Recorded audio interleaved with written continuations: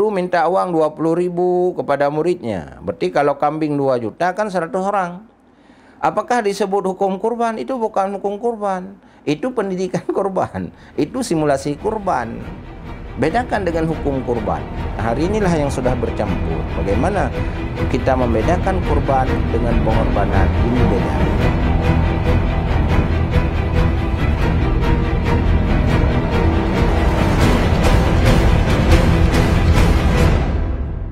Assalamualaikum warahmatullahi wabarakatuh. Kembali lagi dengan saya Siti Aminah di channel PHTM, tepatnya di episode ke-82 tahun keempat edisi Kamis 30 Mei 2024. Bagi rekan yang belum subscribe, silahkan subscribe, dan kita masih menunggu komentar yang positif dan membangun pastinya. Baik rekan PHTM, kali ini kita akan membahas tentang isu kurban dan haji dengan tema kita kupas tuntas hukum haji dan kurban bersama narasumber kita Dr. Tengku Haji Tarmizi M. Daud, SAG MAG. Beliau adalah Ketua Dewan Syariah Kota Banda Aceh. Assalamualaikum Tengku. Waalaikumsalam warahmatullahi wabarakatuh.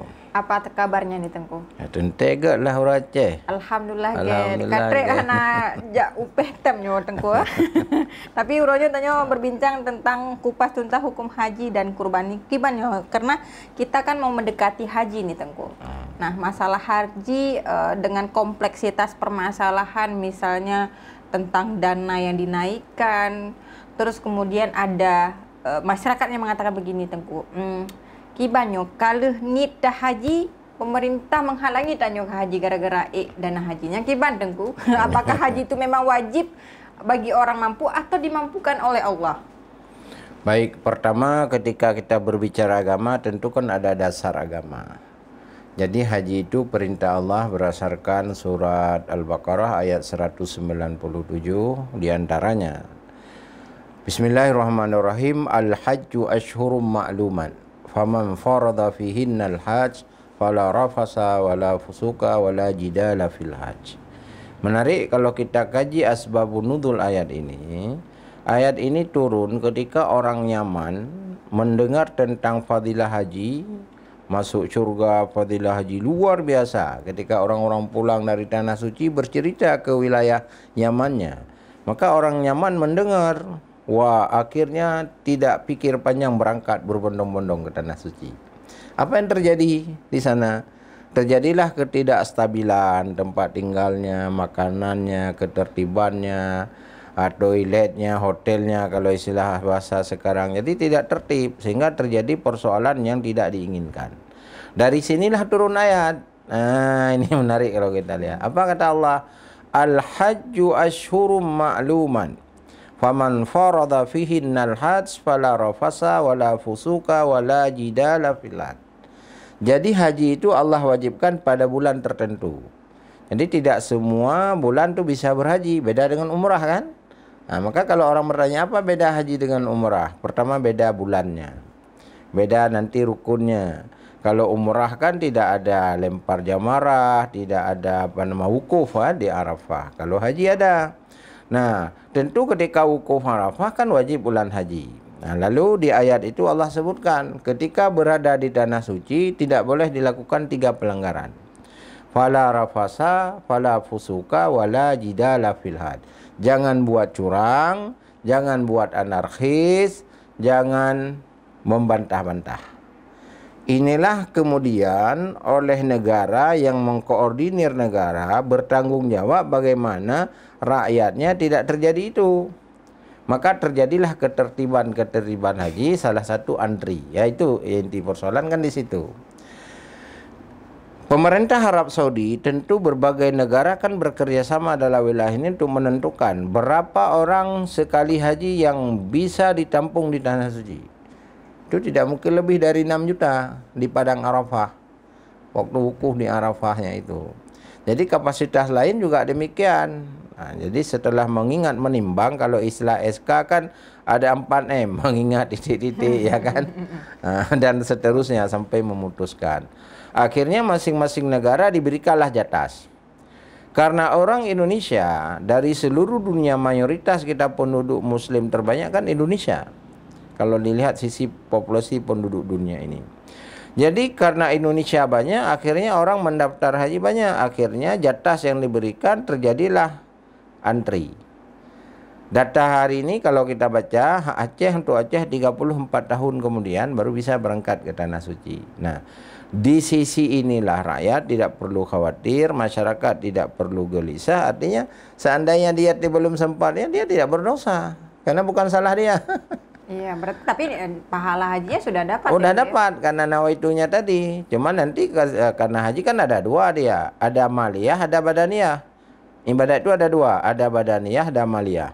Maliyah menyangkut dengan harta boleh badal. Terjadilah haji badal umpamanya. Sisi dia secara spiritual dia sudah mendapat pahala, tapi sisi maliyah dia harus berhaji badal. Nah, cuma haji badal kan biasa kan tidak mahal. 1/4, nah, itu kebiasaan diambil 1/4 dari harga tiket haji. Kalau tiket haji misalnya 40 juta, jadi bagi 4, 10 juta untuk haji badal. Kalau naik 48 misalnya, ya 12 juta. Kalau ada orang yang membayarkan di sana, ya lebih murah, itu sudah teknis lah. Tapi secara umumnya begitu. Jadi kalau dikatakan nanti bagaimana pemerintah tidak memberikan jatah, itu rakyat tidak salah. Jadi pemerintah itu yang berurusan. Jadi rakyat sudah aman. Di situ aman. Jadi rakyat tidak ada kekuasaan di situ, rakyat aman. Tapi tadi Tengku menarik masalah rukun ya. Tapi kan rukun haji boleh nggak ditambah Tengku? Karena ada misalnya pemerintah mengatakan bahwa haji itu tidak sah kalau misalnya haji backpacker gitu. Masa sah atau tidak sahnya itu apakah kembali kepada rukun? Backpacker ini gimana maksudnya? Backpackernya itu haji yang pergi sendiri, nggak pakai jalur pemerintah. Oh gini, dalam hukum ada dua sisi pandang dia. Ada sisi normatif, ada sisi administratif. Negara melihat administratif, ketertibannya. Kalau dia berangkat sendiri secara normatif sah. Sah ya? Sah, haji sah, rukunnya cukup. Jadi nggak ada statement artinya tidak sah gitu ya? Ah, itu kan persoalan negara melihat administratif. Itu sama dengan perbandingannya hukum orang menikahkan anak kandungnya bukan dikua dengan dikua, itu kan persoalan sah tidak, itu sisi negara administratif. Pertanyaan ketika orang menikah di rumah bukan dikua, apakah tidak sah nikah? Sah. Negara mengatakan tidak, kenapa? Karena tidak dicatat oleh negara. Nah, jadi kita harus paham dalam hukum ada administratif, ada normatif. Negara mengambil dua-dua, ada normatif, ada administratif. Jadi tidak bisa dikatakan tidak sah mutlak di situ, karena hukum itu bicara norma. Administrasi ini bicara publik, karena bisa diukur semuanya, bagaimana ketertibannya, bagaimana evaluasinya. Tapi hablum minan nas wa hablum minallah. Ketika berbicara dengan Allah kan norma keyakinan. Yakin itu rukun yang kita pelajari berdasarkan ayat dan hadis, ada ya sah. Nggak boleh kita katakan. Nah, jadi negara akan bermain pada administratif dia. Nah, jadi tidak bisa kita klaim, oh ini tidak sah total, kan nggak bisa. Oke, baik. Itu sudah jelas ya secara normatif berarti sah ya. Secara administratif bisa dilihat bagaimana negara mengatur ini. Kemudian Tengku tadi masalah haji, mampu atau dimampukan. Kan itu masuk ke rukun Islam yang kelima. Apakah mereka banyak nih orang-orang susah pengen ke haji gitu, tapi tidak mampu secara material. Apakah memang ada pahala-pahala khusus yang menyamakan dengan amalan-amalan khusus, misalnya ibadah yang menyamakan setara dengan pahala haji seperti itu. Ini karena biar orang-orang yang merasa memang di bawah, menengah ke bawah itu tidak berkecil hati karena ketidakmampuannya untuk berangkat haji. Dimampukan atau mampu secara material? Baik, bagus tuh pertanyaan. Jadi inilah kita kembali kepada Islam. Islam agama rahmatan lil alamin. Ketika berbicara rahmatan lil alamin, tidak satu titik dia, banyak titik. Misalnya orang tidak fakir miskin tidak mampu ke haji, 40 kali berturut-turut ke masjid sekali pahala haji. Jadi tidak perlu dikhawatirkan. Nah, kita banding di hadis yang lain. Suatu hari ada wanita datang kepada Rasul ketika bertanya tentang hukum jihad. Ya kau jihad ke laki-laki saja. Saya kan butuh juga pahala syahid ya Rasul.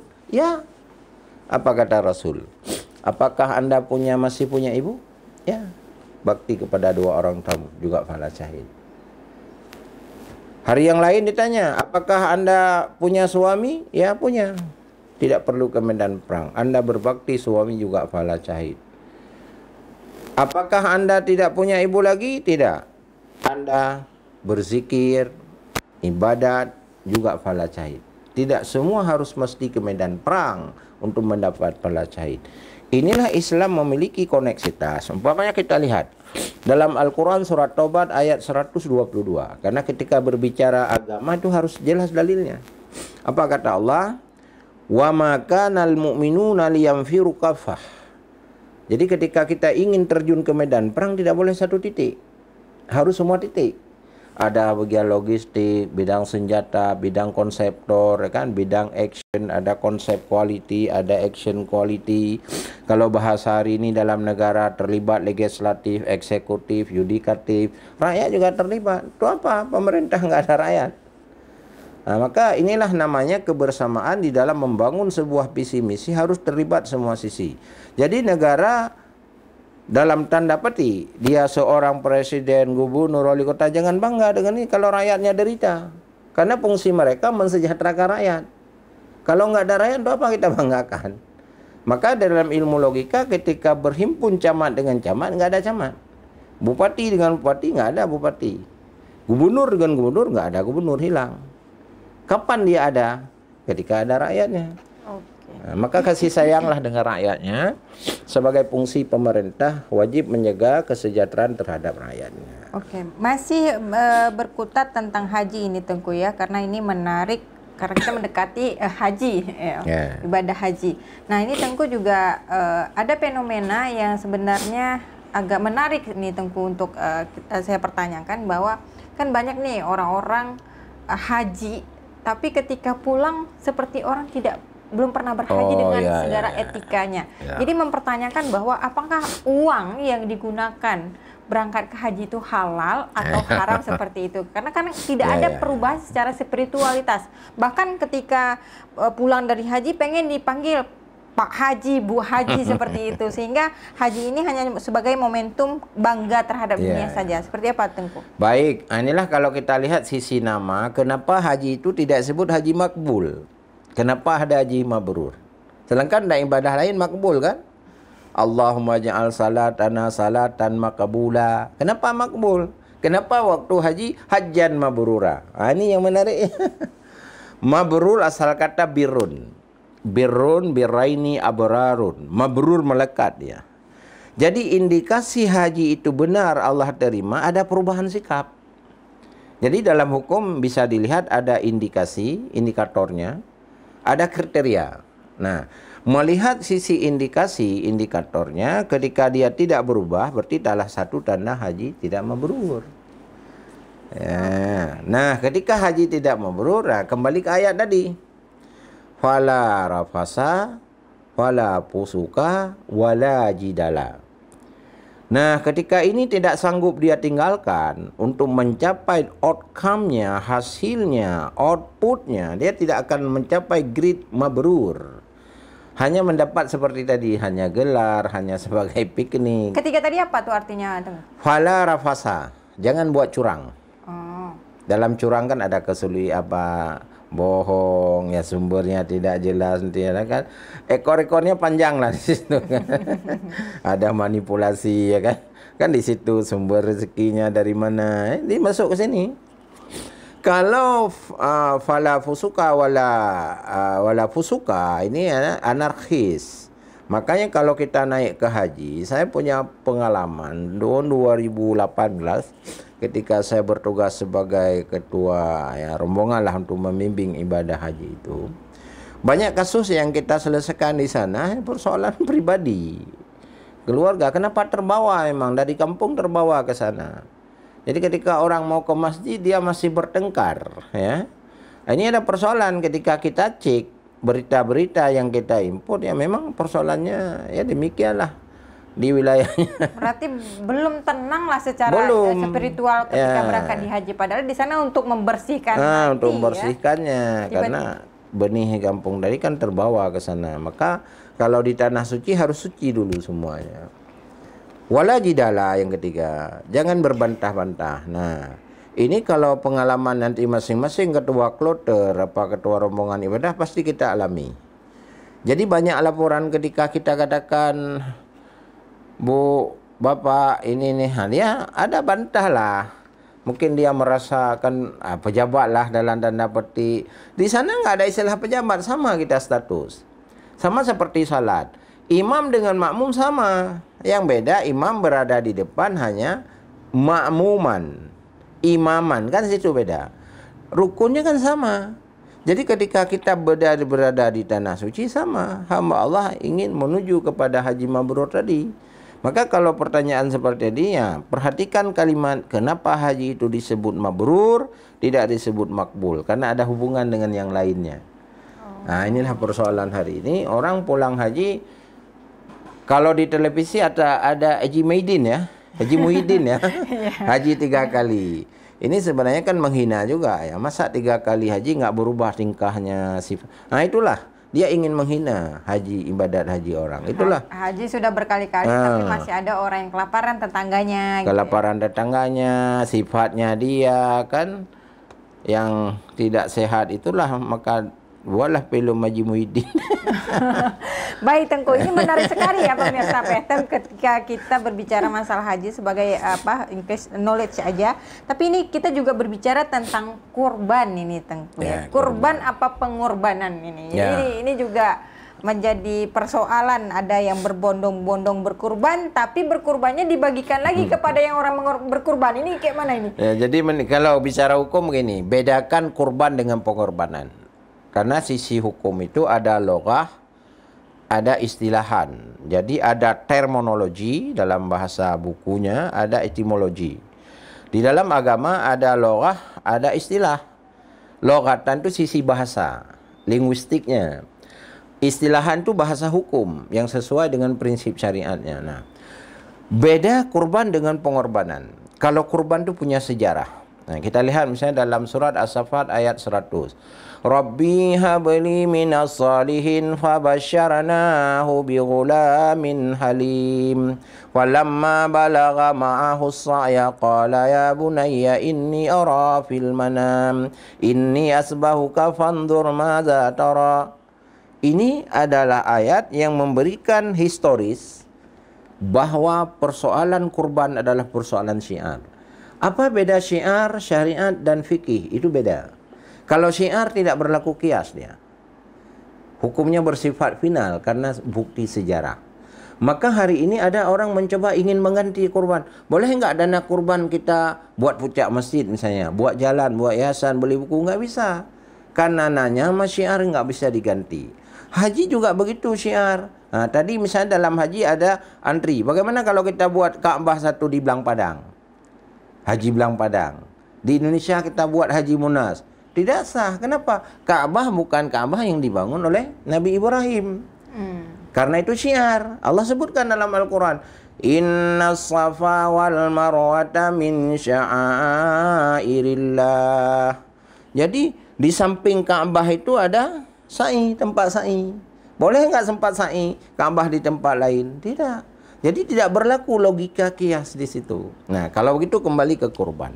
Kurban ini adalah bicara sejarah. Bicara sejarah adalah bicara syiar. Bicara syiar adalah bicara bukti, tidak boleh diganti-ganti. Inilah yang kemudian Allah perintahkan kepada Ibrahim, singkat cerita Ismail dibaringkan, tidak jadi, digantikan dengan kibas. Nah, kibas inilah yang menjadi hukum pada Nabi Muhammad. Itulah kemudian yang dalam kurban itu Allah sebutkan di ayat yang lain, karena dalam hukum ayat demi ayat harus ada kolerasi, ada munasabah dia. Dalam prinsip hukum juga demikian kan, pasal demi pasal kan cukup jelas ada kaitannya, tidak boleh berdiri sendiri. Nah, kita lihat. Inna a'tainakal kautsar fashalli li rabbika wanhar. Nah, kata kunci wanhar. Wanhar itu harus menyembelih seekor binatang, 1 kambing untuk 1 jiwa, 1 lembu untuk 7 orang jiwa. Di situ adalah wanhar, harus disembelih hari H. Pertanyaannya adalah, boleh nggak kurban kita sembelih hari Mak Megang? Karena di Aceh saking sakrannya hari Mak Megang. Ada juga orang berpikir seperti itu. Atau ada terjadi banjir, oke lah. Nah, ini kan ada 10 misalnya kurban. Oke lah 5 kita sembelih di Exodus misalnya. Bukan hari H. Tidak disebut kurban, itu disebut pengorbanan. Di sekolah hari ini guru minta uang 20.000 kepada muridnya. Berarti kalau kambing 2 juta kan 100 orang. Apakah disebut hukum kurban? Itu bukan hukum kurban. Itu pendidikan kurban. Itu simulasi kurban. Bedakan dengan hukum kurban. Hari inilah yang sudah bercampur. Bagaimana kita membedakan kurban dengan pengorbanan, ini beda. Nah, kembali kepada prinsip kurban, wanhar, menyembelih di hari H. Apa di situ substansinya? Lahmiha, dagingnya. Wa adamiha, tulangnya. Wa sya'riha, bulunya. Semua kan harus ada. Kalau buku, mana bulunya? Kalau buku, mana darahnya? Mana dagingnya? Mana tulangnya? Maka dalam hukum kurban Rabbi habli, sebagai sejarah Nabi Ibrahim bernazar kepada Allahnya, ada anaknya Ismail. Ini bukti sejarah, nggak boleh diganti. Jadi ada hari ini pemikiran liberalisme yang ingin menggiring. Untuk apa orang Islam kurban hanya 3 hari menyembelih darah? Uang itu kalau kita pakai itu yayasan kan lebih manfaat daripada 3 hari kita. Ini pemikiran yang kotor secara agama ya. Kenapa? Dia tidak memahami mana syariat, mana syiar, mana fikih. Kalau fikih boleh kita kias sesuai dengan zaman. Al-hukmu yadurul ma'al ilat wujudan wa adaman. Nah, kembali pada persoalan tadi, bedakan kurban dengan pengorbanan, karena dalam kurban itu ada loghah, ada istilahan. Tapi menarik Tengku, tadi ada Tengku berbicara tentang pendidikan kurban, bukan berkurban. Tapi kan memang banyak nih, misalnya sekolah-sekolah yang mengumpul dari siswa ya untuk berkurban gitu. Itu tidak termasuk, bukan hukum kurban, itu pendidikan kurban, itu simulasi kurban. Berarti pahalanya bukan berkurban? Bukan, pahala pengorbanan. Karena ada pendidikan di situ. Karena melebihi kapasitas orang maksudnya, bukan 7 orang. Ya. Itu maka disebut pendidikan kurban, disebut simulasi kurban. Kita kan ada jatas. Jatas 4 rakaat salat. Boleh nggak kita bagi 4 orang, satu orang 1 rakaat? Logika hukumnya nggak bisa. Harus 1 orang 4 rakaat zuhur. Nggak boleh kita bagi, oke lah, supaya dapat 4 rakaat kita 4 gini, supaya cepat. Masing-masing 1 rakaat. Boleh nggak berdaya hukum? Nggak boleh. Jadi hukum kurban itu wajib nggak Tengku? Karena kan ada orang kaya yang nggak mau berkurban juga. Ada orang miskin yang menabung, walaupun nggak ada uang tetap mau berkurban. Jadi hukum kurban ini seperti apa sih Tengku? Gini, kalau dalam mazhab yang mayoritas kita pahami, yang diamalkan, kita ambil ini pendapat yang mayoritas ya. Hukumnya kan sunat muakkad. Tapi ada mazhab ini mengatakan bagi yang mampu itu wajib. Misalnya mazhab Hanafi, sebagaimana yang dianut oleh orang Turki sisi kurban ya, mereka menganggap wajib. Nah, hukum itu kan mengambil yang mayoritas yang sesuai dengan persoalan setelah pertimbangan-pertimbangan. Maka imam itu oleh para ulama kan mengambil yang SOP lah. Nah, jadi kalau ditanya apa hukum kurban, ya tetap sunat muakkad, nggak wajib ya. Nggak wajib ya, meskipun itu jatuh kepada orang susah ataupun orang kaya ya. Kan yang mampu, kan yang tidak ada mampu. Apa kita korban ke orang, kita makan sendiri nggak ada. Mungkin sedikit lagi nih Tengku, biar menjawab persoalan di tengah masyarakat kita. Boleh nggak yang berkurban, misalnya berkurban lembu, tapi dia minta jatah juga nih. Misalnya pahanya harus ke ini ya, ke saya ya gitu. Boleh nggak gitu? Kalau dia sudah memberikan kan hak semua, kan tidak ada hak lagi ya. Yang diminta itu hak dia bagi untuk kerabatnya, bukan hak untuk dia. Itu jangan salah. Dalam agama diberikan hak 1/3 itu untuk dia yang bagi. Apa tujuan? Karena terjadi namanya hablum minannas, akrabinnya, sahabatnya, dekatnya, ada hubungan dia yang bagi, bukan pakai dia ke rumah. Jadi sebenarnya kurban itu disalurkan kepada orang yang tidak mampu atau ke kerabat-kerabat yang kita dekat? Kerabat kan juga ada yang tidak mampu. Tapi kan yang banyak, jadi kurbannya banyak yang mampu juga dapat. Maka bedanya nanti kurban dengan zakat. Nah, ini kalau dipertanya dalam substansi hukum. Sesuatu yang Allah wajibkan, yang menerima harus yang wajib, hak dan kewajiban. Contoh misalnya, wajib zakat. Siapa yang boleh makan zakat? Yang mampu melakukan kewajiban. Makanya menarik. Yusuf Qaradawi berkata, 5 kelompok yang tidak boleh terima zakat. Ini untuk kita banding saja. Salah satu fasikun. Fasikun ini tidak salat. Padahal dia miskin, tapi tidak salat. Kenapa? Tujuan zakat kan kita bantu dia agar takarub ilallah, dekat dengan Allah. Sementara ketika dia menerima zakat, maksiat dia, beli buntut lagi. Untuk apa kita kasih zakatnya? Nah, jadi kalau di dalam kurban itu berbentuk hadiah yang diberikan. Kalau hadiah tidak dilihat statusnya, kaya miskinnya sama. Maka dalam hukum kurban boleh si kaya itu terima kurbannya, nggak ada. Cuman diutamakan yang fakir miskin. Nah, jadi kalau dalam hukum kan, kalau dalam hukum Islam itu kan ada 5, ada wajib, ada sunat, ada mubah, ada haram, ada makruh.